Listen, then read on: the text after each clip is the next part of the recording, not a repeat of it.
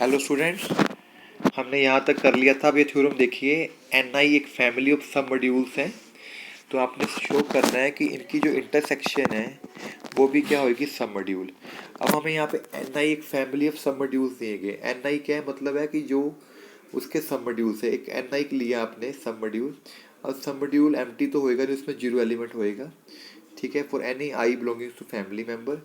अगर वो उसमें एन आई में है भाई, तो वो उसकी इंटरसेक्शन में भी चला जाएगा जीरो। इसका मतलब जो ये फैमिली है इंटरसेक्शन की, ये नॉन एम्प्टी है। अब आपने इस फैमिली को, ये इंटरसेक्शन जो एन आई दिया गया है यहाँ पे देखिए, इसको शो करना है आपने सब मॉड्यूल।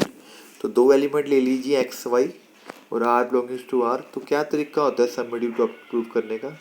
अब एक्स वाई इंटरसेक्शन को बिलोंग कर रहे हैं, तो अगर एक्स वाई इंटरसेक्शन को बिलोंग कर रहे हैं तो एक्स वाई इस एन आई को भी बिलोंग करेंगे। ठीक है, for particular value 5।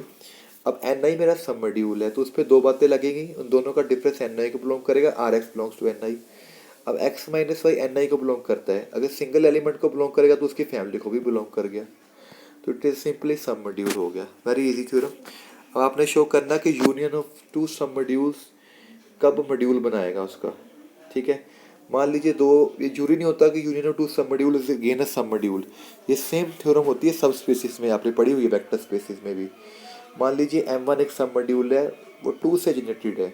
It means उसके एलिमेंट टू वाले होंगे। एक M2 मान लीजिए सब मॉड्यूल जो थ्री से जनरेटेड है, इसके थ्री से होंगे। इन दोनों को यूनियन कीजिए तो ये एलिमेंट्स आ गए। अब हमें पता है, मान लीजिए दो एलिमेंट हो गए, टू भी M1 को बिलोंग करता है, थ्री भी बिलोंग करता है यूनियन को। तो दोनों को प्लस करना चाहिए, तो इसको बिलोंग करेगा क्योंकि एडिटिव ग्रुप होता है। तो टू प्लस थ्री क्या है, फाइव, पर फाइव इसको बिलोंग नहीं कर रहा है, तो इट इज़ नॉट अ सब ग्रुप। क्योंकि जो सब मॉड्यूल प्रूव करना है किसी चीज़ को, तो उस बड़े ग्रुप का वो सब ग्रुप होना चाहिए। तो बड़े ग्रुप हमारे यहाँ पे इंटीजर्स का लिया गया है। देखो यहाँ पे जेड लिखा हुआ है ना, तो इट इज़ नॉट अ सब ग्रुप ऑफ जेड, तो इट कांट बी सब मॉड्यूल ऑफ। ओके, तो यहाँ पे अब थ्योरम हमारे पास आ गई है 5.111 यूनियन ऑफ। अब हमने ये देखना यूनियन की यूनियन कब होएगी सब मॉड्यूल्स। अगर दो सब मॉड्यूल्स दिए गए तो उनकी यूनियन सब मॉड्यूल तभी होती है one is contained in the other. ये सेम थ्योरम बेटा सब स्पेस में भी है। If H1 and H2 are the subspaces, then H1 union H2 is subspace is one is contained in other। तो same theorem यहाँ पे भी है सब मॉड्यूल के लिए। मान लीजिए N1 N2 दो सब मॉड्यूल्स हैं, आपने ये शो करना है कि उनकी यूनियन भी सब मॉड्यूल होएगी। दोनों तरफ से करना है, इफ एंड ओनली इफ है। तो मान लीजिए पहले N1 N2 में कंटेन है और N2 N1 में कंटेन है, तो आपने शो करना कि दोनों की यूनियन भी सब मॉड्यूल होएगी।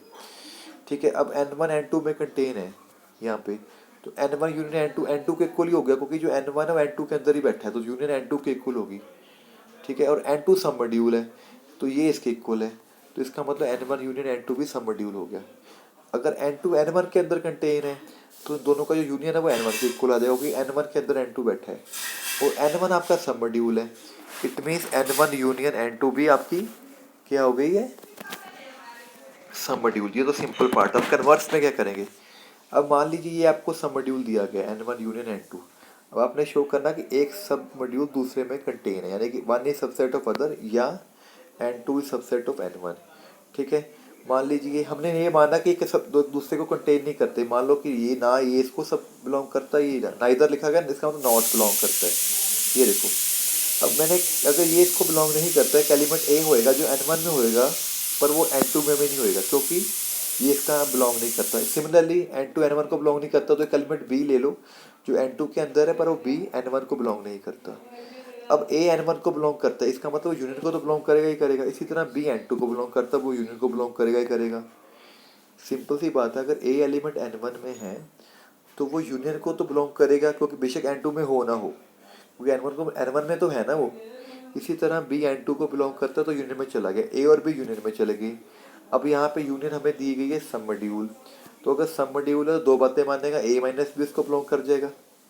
आर ए वाली प्रॉपर्टी यहाँ पे नहीं ली। अब ए minus B N1 union N2 को बिलोंग कर रहा है, it means a minus b belongs to N1, a minus b belongs to N2। अभी N1 को बिलोंग किया, तो ए N1 को ऑलरेडी बिलोंग कर ही रहा है, देखो ऊपर यहाँ पे लिखा हुआ है। ये N1 को बिलोंग करता है, ये भी N1 को बिलोंग करता है, तो दोनों का डिफरेंस भी N1 को बिलोंग करना चाहिए, तो कट के B बिलोंग्स टू N1 आ गया। बट B तो N1 को बिलोंग ही नहीं करता, यहाँ पे देखिए, विच इज़ कंट्राडिक्शन। सिमिलरली अगर A माइनस बी N2 को बिलोंग करता है और B N2 को बिलोंग करता है, दोनों का डिफरेंस कीजिए, डिफरेंस कर लो या ऐड कर लो, एक ही बात है। तो वो आ गया A belongs to and which is again contradiction. दोनों केसेस में हुआ कि जो हमने ये माना था कि ये एक दूसरे को बिलोंग नहीं करते, फॉल्स प्रूफ हो गया, कंट्राडिक्शन आ गई। इट मीन्स कि ये पक्का एक दूसरे को कंटेन कर रहा है। ओके, तो ये दो थ्योरम्स कीजिए बेटा।